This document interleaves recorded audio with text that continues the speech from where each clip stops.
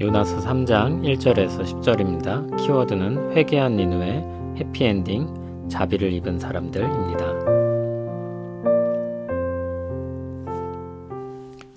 여호와의 말씀이 두 번째로 요나에게 임하니라. 이르시되 일어나 저 큰 성읍 니느웨로 가서 내가 내게 명한 바를 그들에게 선포하라 하신지라. 요나가 여호와의 말씀대로 일어나서 니느웨로 가니라. 니느웨는 사흘 동안 걸을 만큼 하나님 앞에 큰 성읍이더라.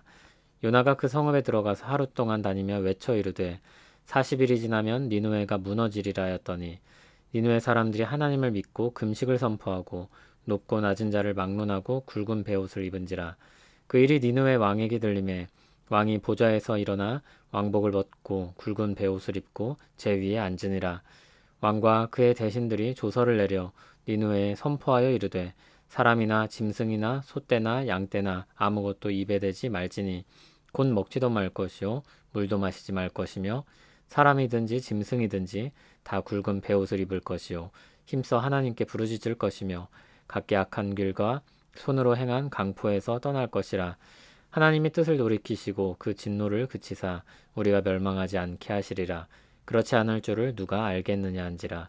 하나님이 그들이 행한 것 곧 그 악한 길에서 돌이켜 떠난 것을 보시고 하나님이 뜻을 돌이키사 그들에게 내리라고 말씀하신 재앙을 내리지 아니하시니라. 아멘. 하나님께서 다시 요나에게 일을 맡기십니다. 일어나 저 큰 성읍 니느웨로 가서 내가 내게 명한 바를 그들에게 선포하라. 1장과 같은 흐름으로 진행됩니다. 그런데 3장 3절을 보면 1장 3절에 있던 그러나가 사라졌습니다. 요나가 여호와의 말씀대로 일어나서 니느웨로 갔습니다. 니느웨는 걸어서 다니면 3일이나 걸리는 큰 성읍이라고 했습니다. 여기서의 분명한 강조점은 니느웨가 큰 성읍이라는 것입니다. 4절을 보면 요나가 그 성읍으로 가서 하루 동안 다니며 외쳤다고 했습니다. 참고로 이 부분을 요나가 하룻길을 가서 외쳤다고 해석을 하기도 합니다. 외친 내용은 4절에 나오듯 40일이 지나면 니느웨가 무너진다는 것입니다. 1장 2절을 보면 니느웨의 악독이 하나님 앞까지 이르렀다고 했습니다. 요나는 그들이 죄악으로 인해 심판을 받게 될 것을 선포한 것입니다. 5절을 보면 니느웨 사람들이 그 선포를 듣고 회개하고 돌아옵니다. 하나님을 믿고 금식을 선포하고 높고 낮은 자를 막론하고 굵은 베옷을 입었습니다. 6절을 보면 왕까지도 회개합니다. 여기서 왕은 니느웨 지역에서 가장 높은 사람을 가리킵니다. 왕이 그 말을 듣고 보좌 위에서 일어나 왕복을 벗고 굵은 베옷을 입고 제 위에 앉았습니다. 이것은 모두 하나님 앞에 자신을 낮추는 표현입니다. 7절에서 왕은 더 적극적으로 행동합니다. 조서를 내려서 짐승까지도 금식할 것을 선포했습니다.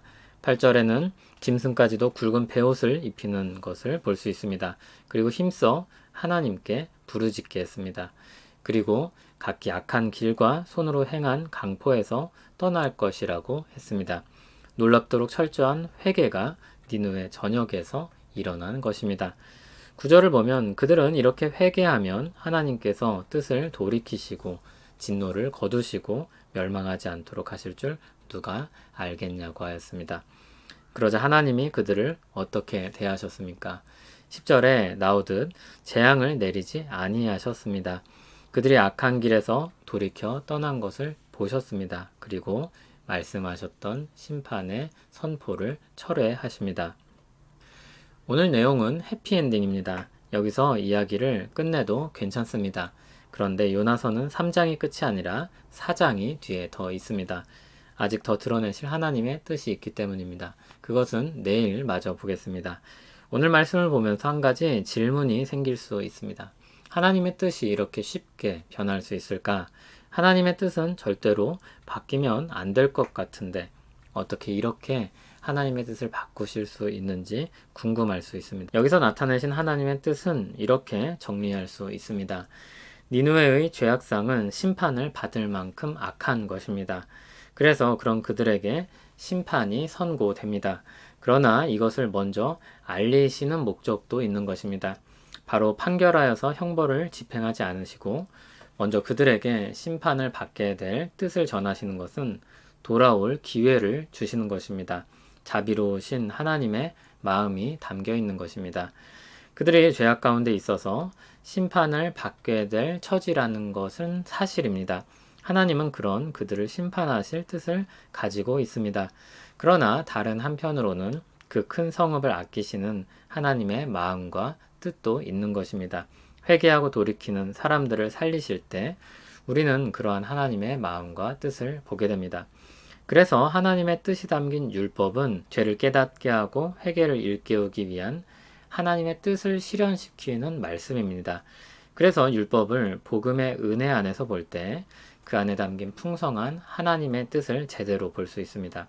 하나님은 분명 공의로우신 하나님이시기 때문에 죄에 대해 심판하십니다. 그러나 자비로우신 하나님이시기 때문에 그 죄를 깨닫게 하시고 돌이키길 원하십니다.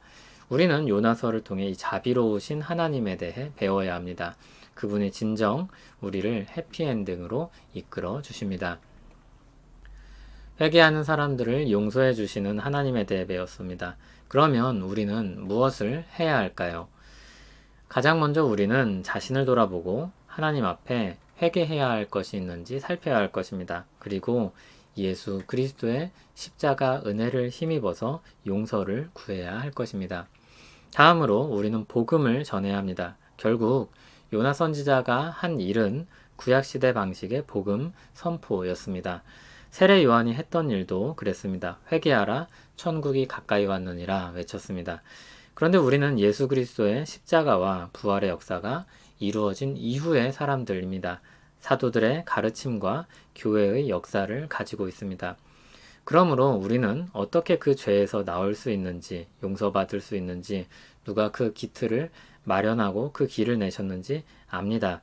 예수 그리스도 안에서 누구나 하나님의 자비를 경험할 수 있다는 이 복음을 우리는 그래서 전해야 합니다. 물론 그 안에 죄에 대한 설명도 들어 있습니다. 그러나 거기서 출발해서 그리스도께까지 가야 합니다. 거기서 멈추면 그냥 비난에 불과한 것입니다. 저주인 것입니다. 자비로 우리를 품으시는 하나님을 말해야 합니다. 그래서 복음을 복음답게 드러내려면 우리 마음과 생각과 말과 행동이 자비로우신 하나님을 드러내야 합니다. 그런데 이게 잘 안 되니까 기도가 저절로 나오는 것입니다. 기도하면서 그 길을 함께 가는 우리 되길 바랍니다. 예수 그리스도 안에서 자비하심을 입어 구원받고 사랑받는 자녀가 되었습니다. 크신 은혜에 감사합니다. 주님의 자비하심을 드러내며 살기 원합니다. 복음의 은혜를 나타내며 살기 원합니다.